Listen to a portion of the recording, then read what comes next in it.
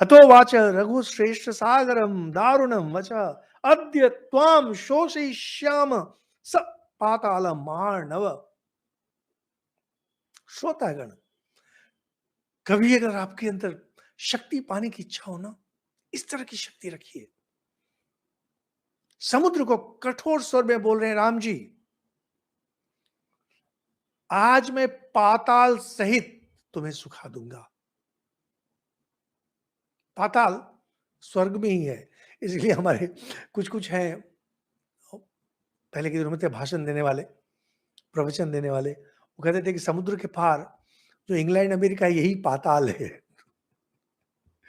Globe में अगर देखेंगे तो समुद्र के नीचे दिखाई देता है। तो कहते पाताल सहित सुखा दूंगा तुम्हें। समझ क्या रखा है तुमने? मेरे वाणों से तुम्हारी सारी जलराशि दग्ध हो जाएगी, तू सूख जाएगा। और ये जो समुद्र है ना, यहां जल की जगह बालू का राशि होगी, केवल रेत ही रेत मिलेगी।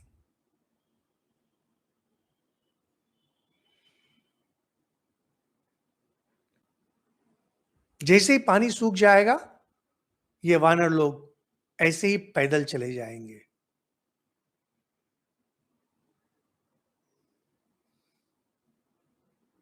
रामचंद्र जी का क्रोध थम नहीं रहा है।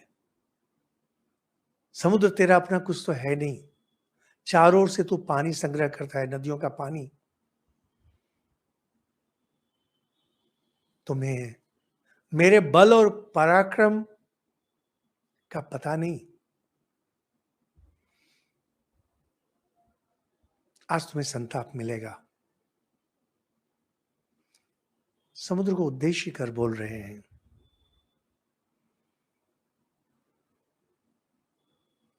ब्रह्मास्त्र से अभिमंत्रित किया। हम लोगों ने पहले भी ब्रह्मास्त्र के बारे में कहा है कि यह एक दैवी अस्त्र है। इसको आप किसी भी चीज पर अभिमंत्रित कर सकते हैं। कुशाग्रास पर भी अभिमंत्रित कर दिया जाए तो ब्रह्मास्त्र बन जाता है। यहां तो यह तीर है। तो कहते हैं कि जैसे ही श्री रामचंद्र जी ने खींचा,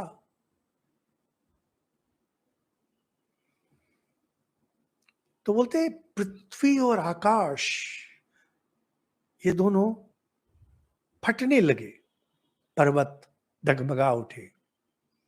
इसे कहते हैं शक्ति। संसार में अंधकार छा गया, विनाश हो जाएगा।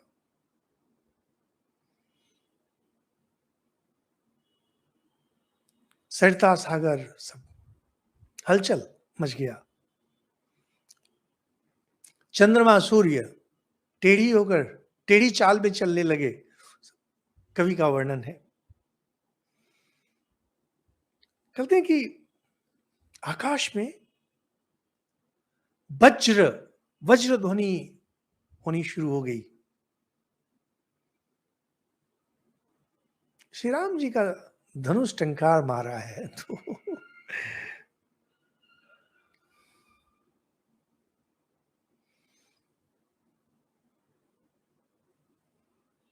समुद्र ने अपनी मर्यादा का उल्लंघन किया।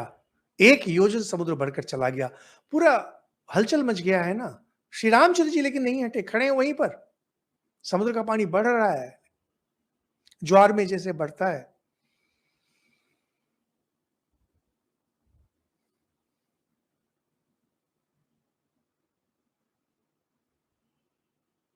दिनकर जी की कविता है, सिंधु देह धर त्राही त्राही करता आ गिरा शरण में।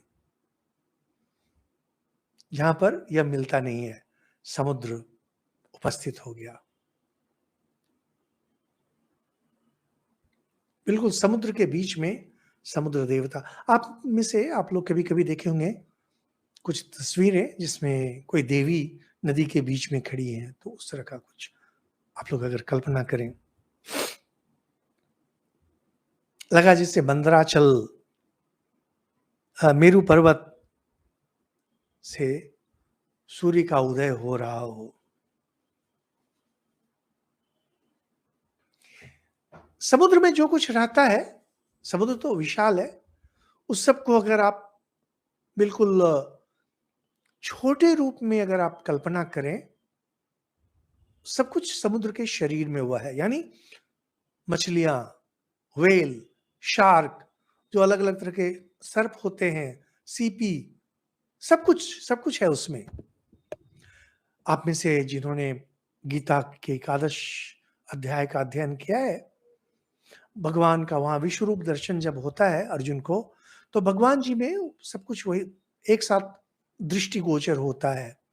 उसी प्रकार यहाँ पर समुद्र में, जो समुद्र का एक जो छोटा न्यून रूप है, छोटा रूप है, पूरे समुद्र को अगर आप छोटा कर दें, वह दिखाई दे रहा है।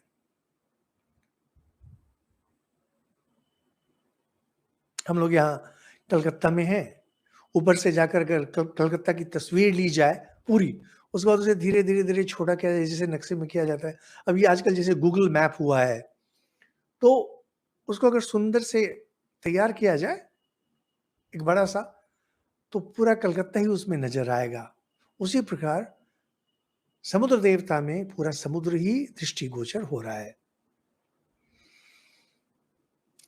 आभूषण पहन रखे हैं ना, अलग अलग वर्णन है। बोले उसके भीतर बड़े बड़े ग्राह, शार्क, वेल आदि, ये उद्भ्रांत हो रहे हैं। राम जी का वाण चला है ना, नाग, राक्षस, ये सब समुद्र के अंदर रहने वाले हैं, घबराए हुए हैं। समुद्र श्री राम जी के सामने आकर खड़ा हुआ, हाथ जोड़कर बोला। यहां पर मैं आपको एक व्यक्तिगत बात बतलाऊं।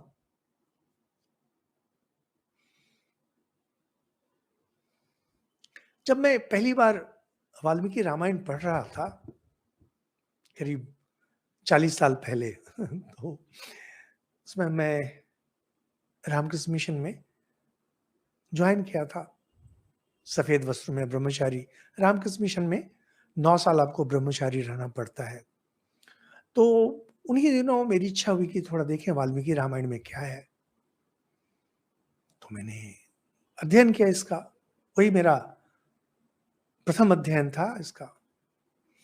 समुद्र का जब उत्तर मैंने पढ़ा, मेरा सर चकरा गया। और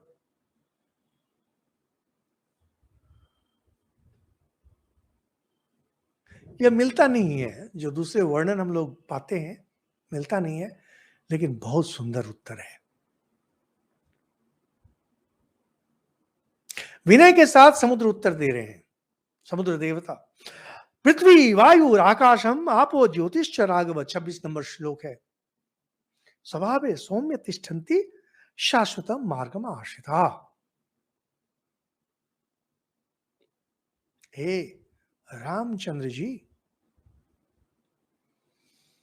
पंच तत्व जो हैं, 5 तत्व, पृथ्वी, वायु, आकाश, जल, तेज,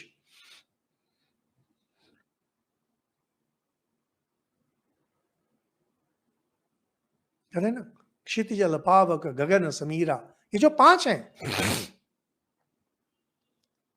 पृथ्वी, वायु, आकाश, जल, तेज, ये हमेशा अपने स्वभाव में अवस्थित रहते हैं। ये अपना स्वभाव नहीं छोड़ेंगे, क्योंकि अगर स्वभाव छोड़ेंगे, सृष्टि ध्वंस हो जाएगी।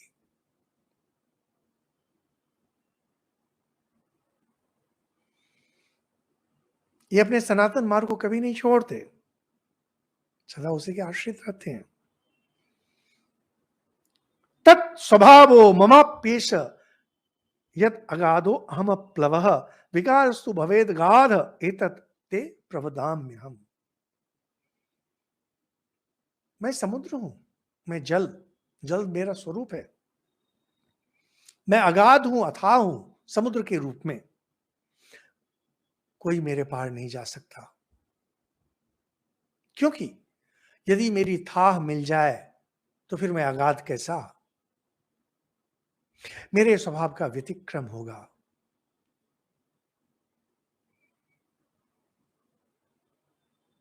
इसीलिए मैं आपसे पार होने का उपाय बतलाता हूं। मैं तो रास्ता नहीं दूंगा आपको, क्योंकि मेरा जो स्वभाव है, नहीं छोड़ूंगा। मैं अपने धर्म को नहीं छोड़ूंगा। बहुत सुंदर उत्तर है। यह अ, जो लोग राम भगत हैं, उनको ये उत्तर बिल्कुल नहीं पसंद आएगा, क्योंकि राम भगत लोगों को चाहिए कि राम जी ने धनुष तान लिया तो समुद्र आकर के सीधा लेट गया, जैसे दिनकर जी भी बोले हैं, समुद्र कुछ नहीं, लेटा वेटा कुछ नहीं। आप सृष्टि का नाश करना चाहते हैं, कर दीजिए। स्वभाव तो मैं अपना नहीं छोड़ूंगा, धर्म अपना मैं नहीं छोड़ूंगा। हम लोगों ने बहुत बार इस चीज का वर्णन किया है, कैसे यह अपना वाल्मीकि रामायण या महाभारत, यहां धर्म अधर्म की टक्कर नहीं होती है, सत असत, संत दुष्ट की टक्कर नहीं है, धर्म धर्म की टक्कर है। रामचंद्र जी बोल रहे हैं मुझे पथ दो, समुद्र बोल रहा है मैं अपने धर्म को नहीं छोड़ूंगा। लीजिए, आपको जो करना है कर लीजिए, सीधे बोलते हैं समुद्र देवता। श्रोतागण, आपको विश्वास नहीं होगा, मेरे रोए खड़े हो गए थे जब मैंने इस श्लोक को पढ़ा था। यह पौरुष, समुद्र कोई डर वर के कुछ नहीं, सीधे। आप सुखाना चाहते हैं सुखा दीजिए, सृष्टि का नाश करना चाहते हैं कर दीजिए, लेकिन धर्म को मैं नहीं छोड़ूंगा, यह मेरा धर्म है। जैसे आप लोगों ने बहुत सारी कहानी सुनी होगी, ये हिंदू लोग ही धर्म पर अवस्थित रहते हैं, लेकिन अधिकतर हम लोग का धर्म जो है कापुरुषता का धर्म है। साधु बाबा नदी में देखे एक बिच्छू बहा जा रहा था, तो उसे उठा करके लाना शुरू किए, तो पानी जैसे ही निकल गया, बिच्छू हाथ में आ गया, बिच्छू ने डंक मार दिया, तो घबरा करके वह बिच्छू गिर गया। साधु बाबा अपना हाथ झाड़ते रहे, फिर जाकर के उसे उठाए, फिर उस यही हुआ। अंत में जब बिल्कुल किनारे आ गए, तो लोग बाग कह रहे हैं साधु बाबा, बिच्छू आपको बार बार डंक मार रहा है, आप इसे छोड़ क्यों नहीं देते? साधु बाबा कहते हैं यह क्षुद्र नीच प्राणी अपना स्वभाव नहीं छोड़ रहा, मैं साधु हूं, मैं अपना स्वभाव कैसे छोड़ दूं?